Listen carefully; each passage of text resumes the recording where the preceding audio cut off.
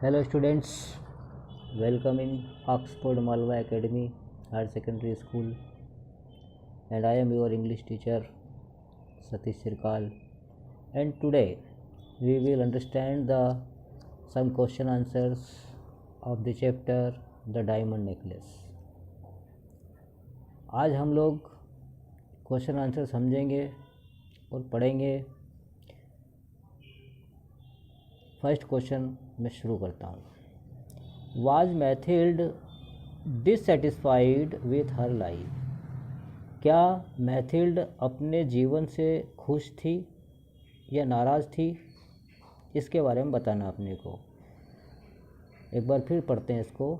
Was Mathilde dissatisfied? Dissatisfied का मतलब होता है असंतुष्ट होना। तो क्या मैथिल्ड असंतुष्ट थी अपने जीवन से? What makes you think so?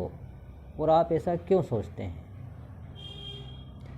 तो आंसर है हमारा, Mathilde was an extra ordinary pretty. Mathilde was an extra ordinary pretty and charming girl. कि मैथिल्ड जो थी एक असाधारण, एक्स्ट्रा ऑर्डिनरी का मतलब होता है असाधारण, प्रेटी मतलब सुंदर, एंड चार्मिंग गर्ल और आकर्षक महिला थी। मैथिल्ड जो है असाधारण, सुंदर और आकर्षक महिला थी। She had no dowry to pay, उसके पास दहेज देने के लिए धन नहीं था। So she married to an ordinary clerk, और इसलिए उसने क्या किया, एक साधारण से क्लर्क से शादी कर ली।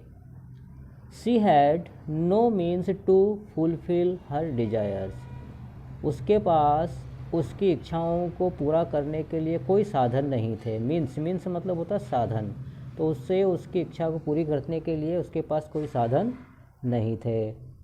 She had no good dresses, उसके पास अच्छी ड्रेसेस भी नहीं थी। There was no one to praise her beauty, और उसके पास उसकी सुंदरता की प्रशंसा करने के लिए भी कोई नहीं था। सो she was completely dissatisfied with her life, इसलिए वो पूरी तरह अपने जीवन से असंतुष्ट थी। तो ये हमारा फर्स्ट क्वेश्चन हुआ। सेकंड क्वेश्चन है, what things did Mathilde recent in her life? क्या वस्तुएं हैं जो मैथिल्ड को क्रोधित करती थी उसके जीवन में? ये क्या बात थी जो मैथिल्ड अपने जीवन में क्रोधित होती थी? Mathilde had no good and costly dresses, पहली बात फिर आ गई वो कि मैथिल्ड के पास कोई भी अच्छी और महंगी ड्रेसेस नहीं थी। सी हैड पुअर ड्वेलिंग्स, वो एक गरीब घर में रहती थी। उसका निवास, ड्वेलिंग का मतलब होता है निवास, उसका निवास भी बिल्कुल पुअर था, गरीब था, या निचला दर्जा कह सकते हैं हम लोग, निचले दर्जे के वो मकान में रहती थी। She suffered ceaselessly, feeling herself born to enjoy all delicacies and all luxuries, और वो पीड़ित हो रही थी निरंतर रूप से यह महसूस करके कि वह स्वयं जो है जन्म हुआ है आनंद उठाने के लिए, और उन डेलिकेट्स एंड ऑल लग्जरीज, और सारी जो चमक धमक वाला जीवन जीने के लिए उसका जन्म हुआ है। लेकिन इसी बात को सोचकर वो हमेशा पीड़ित होती रहती थी। बट अनलकीली, लेकिन दुर्भाग्य से, she was destined to live in a rest house, लेकिन दुर्भाग्य से क्या हुआ, उसकी जो डेस्टिनी है, उसकी जो मंजिल है वो कौन सी है, बिगड़े हुए घर में ख़त्म हुई। विथ बारेन वॉल्स, जिसकी दीवारें, बारेन मतलब बंजर होती, बंजर है मतलब है कि भद्दी दीवारें थी। सी हैड शैबी चेयर्स, उसके घर में जो कुर्सियाँ थी वो भी बिल्कुल शैबी थी, ख़राब थी। एंड अगली कर्टेंस, और उसके घर के जो पर्दे थे वो भी अगली थे। All those things had no gave her a good rank, और ये सारी वस्तुएं जो है उसे एक अच्छी रैंक नहीं देते थे, या इन सारे जो ये जो सारी वस्तुएं उसके घर में जो थी वो उसे एक अच्छे दर्जे में खड़ा नहीं करते थे। एंड प्रोफाइल इन सोसाइटी, और अपनी उस सोसाइटी में वो खड़ी नहीं हो सकती थी। So she was resent in her life, इसलिए वो अपने जीवन से क्रोधित थी हमेशा। थर्ड क्वेश्चन है, on receiving the invitation to the ball Mathilde wept why, के निमंत्रण पत्र प्राप्त करने के बाद टू द बाल, बाल का मतलब होता है यहाँ पर वेस्टर्न क्लासिकल डांस। ये बाल जो शब्द दिया गया है ना, इसका मतलब होता है पश्चिमी पाश्चात्य संगीत। तो जब उसे इस प्रकार का इन्विटेशन मिला तो वो रोई क्यों, क्या कारण था? तो when Mathilde's husband mister Loisel brought the invitation, कि जब मैथिल्ड के पति जो है लॉयजेल जिसका नाम था, वो इन्विटेशन लेकर आया टू द बॉल, बॉल के लिए। मैथिल्ड वेप्ड, मैथिल्ड जो है वो रो पड़ी। Mathilde was a pretty and charming lady. अब मैथिल्ड की यहाँ पर फिर खूबसूरती को बताया गया है कि वह बड़ी सुंदर और आकर्षक महिला थी। विथ हाई एम्बिशंस, उसकी इच्छाएं भी बहुत हाई थी, ऊंची थी। बट हर इल लक, लेकिन उसका दुर्भाग्य जो था, इल लक मतलब दुर्भाग्य होता है। She was married to such an ordinary man, लेकिन दुर्भाग्य से उसने क्या किया, एक साधारण पुरुष से शादी की। That made her forget all her desires, जिससे कि वो सारी उसकी इच्छाओं को भूल गई। शी हैड नो ज्वेल्स, उसके पास कोई ज्वेलरी नहीं थी, आभूषण नहीं थे। नो गाउन्स, कोई कपड़े नहीं थे। And no nothing of the short, और कोई कार्य ऐसा नहीं था, मतलब कोई ऐसे मतलब काम नहीं थे जिससे कि वो अपने सोसाइटी में स्थान बना सके। That can match the grand party, जो उसकी जो भव्य पार्टी होने जा रही थी उसमें वो मैच कर सके, ऐसा कोई उसके पास साधन नहीं था।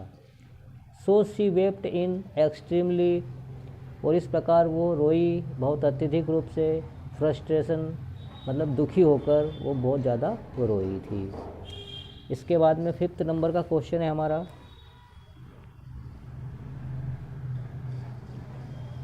How did Mathilde fair at the बाल।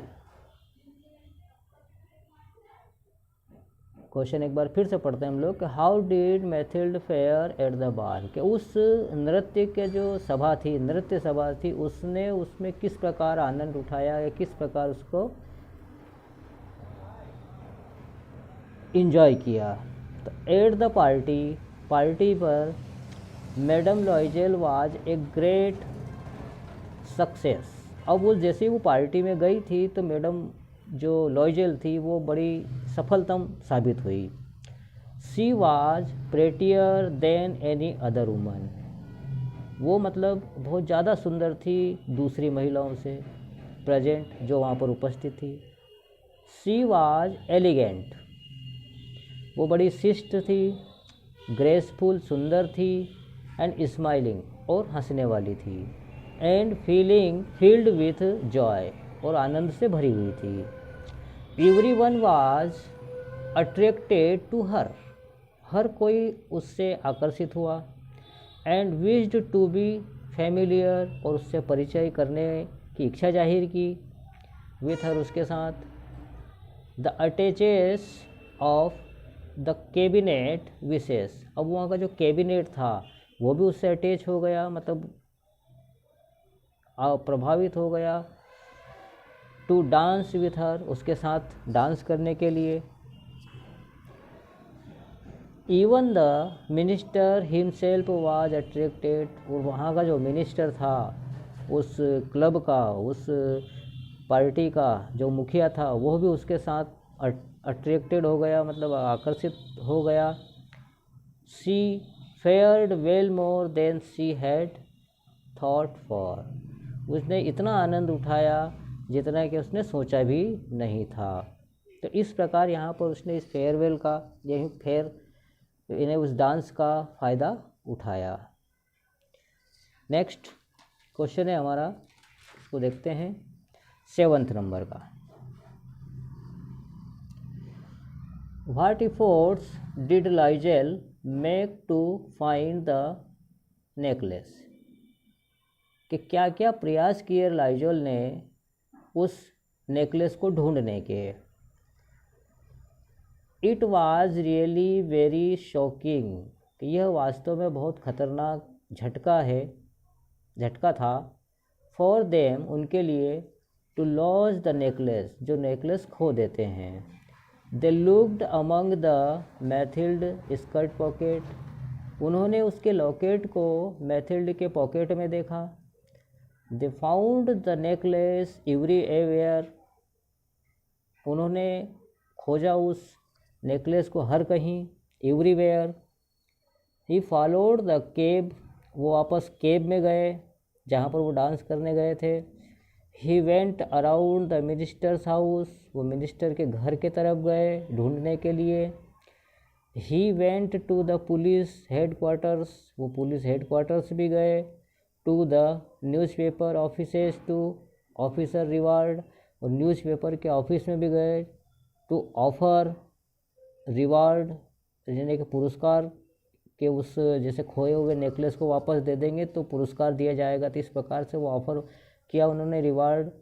He did all but could not find the necklace, उन्होंने ये सब कार्य किए। क्या क्या कार्य किए उन्होंने, कि उन्होंने पॉकेट में भी देखा, फिर वो नेकलेस को हर कहीं ढूंढा। उसको नेकलेस को ढूंढने के लिए वो मिनिस्टर के हाउस भी गए, केब में भी वापस गए, पुलिस हेडक्वार्टर में गए ढूंढने के लिए, न्यूज़पेपर में भी इश्तिहार दिया और पुरस्कार घोषित कर दिया, लेकिन अंत में क्या हुआ, वो उस नेकलेस को नहीं ढूंढ सके। नेक्स्ट क्वेश्चन है 8th नंबर का। How did Loisel arrange the money for the necklace, उस नेकलेस के लिए लाइजेल ने धन की किस प्रकार व्यवस्था की। तो आंसर है हमारा, the couple had to face a great trouble after the diamond necklace was lost, ये नहीं कि उस नेकलेस को खोने के बाद उन्होंने बड़ी पीड़ा सहन की, बड़ी तकलीफ़ सहन की, या उसका सामना करना पड़ा था उनको। They found a similar one in A jewellery shop, अब उन्होंने वैसा का वैसे नेकलेस एक ज्वेलरी की दुकान पर प्राप्त किया। इट्स कास्ट वाज 40,000 फ्रेंचेस, और उसकी कीमत थी 40,000 रुपये। दे बार्गेंड इट फॉर 36,000 फ्रेंचेस, और उन्होंने भाव ताव करके उसकी जो कीमत है 36,000 फ्रेंच के रूप में नियत कर दी।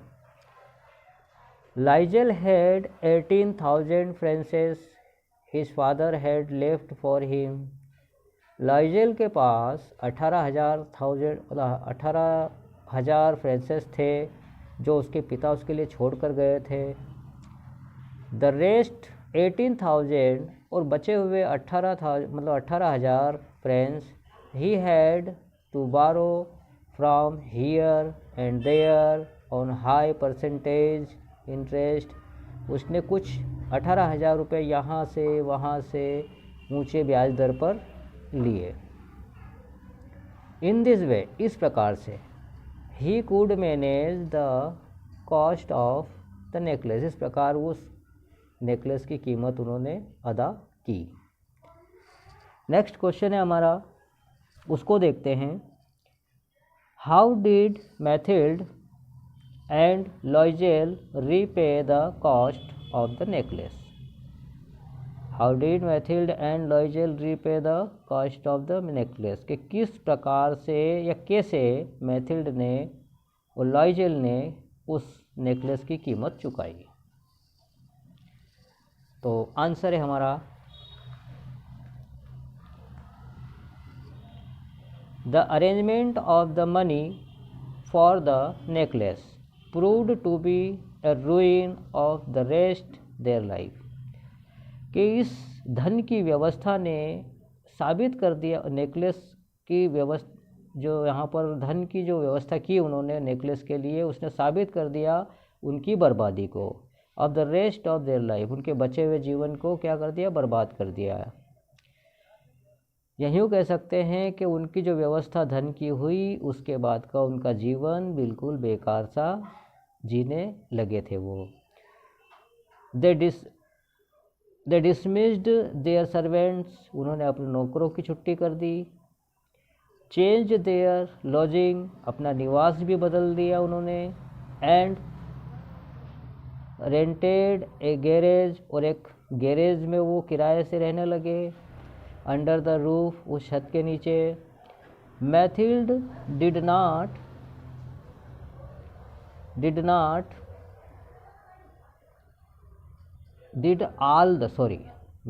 Did all the house hold work her self. अब मैथिल्ड यहाँ पर सारे काम स्वयं करने लगी थी। शी वाश्ड द डिशेस, वो बर्तन धोती थी। सॉइल्ड लाइन्स, वो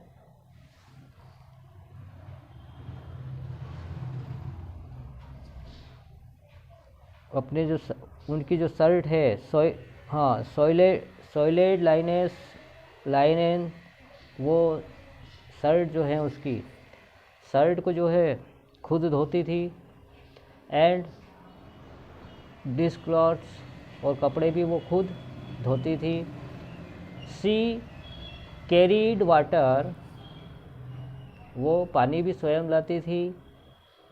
सी dressed like a common woman, और वो जो है एक साधारण महिला की तरह ड्रेस पहनती थी। वेंट टू फ्रूटियर, खुद फल लेने जाती थी। द ग्रोसर, किराने की दुकान पर खुद जाती थी। The butcher and the everywhere and bargaining for every. So Loisel himself worked in the evenings making up tradesmen's, और इस प्रकार से वो जो कार्य है वो स्वयं करती थी, जैसे कि फल लेने जाना, माली ग्रोसर ग्रीन ग्रोसर यानी कि माली से सब्जियां लेने जाना, बूचर कसाई के यहाँ जाना, एंड एवरीवेयर, और हर कहीं जाना। एंड बार्गेनिंग करना मतलब भाव ताव करना,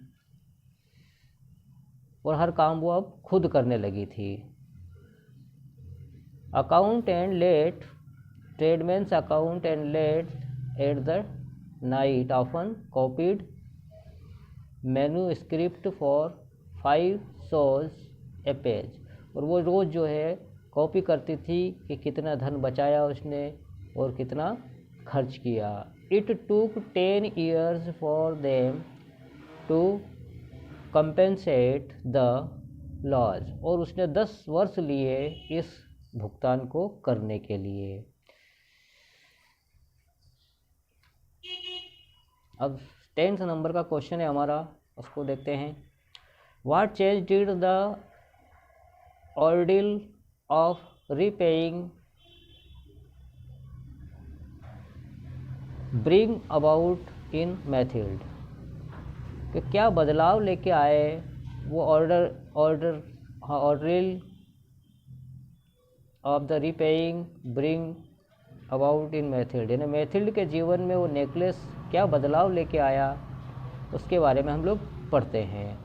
the loss of the necklace took a heavy toll to the life of the Loisel, यानी कि नेकलेस जो है उनके जीवन में काफ़ी टोल लेके आया, मतलब काफ़ी भार लेके आया था, वो बदलाव लेके आया था। Mathilde and लॉयजेल under over स्टेनेड themselves, अब दोनों जो है वो क्या करने लगे थे, ओवर स्टेनेड मतलब कि स्टेनेड मतलब बड़े दुख में रहने लगे थे वे स्वयं।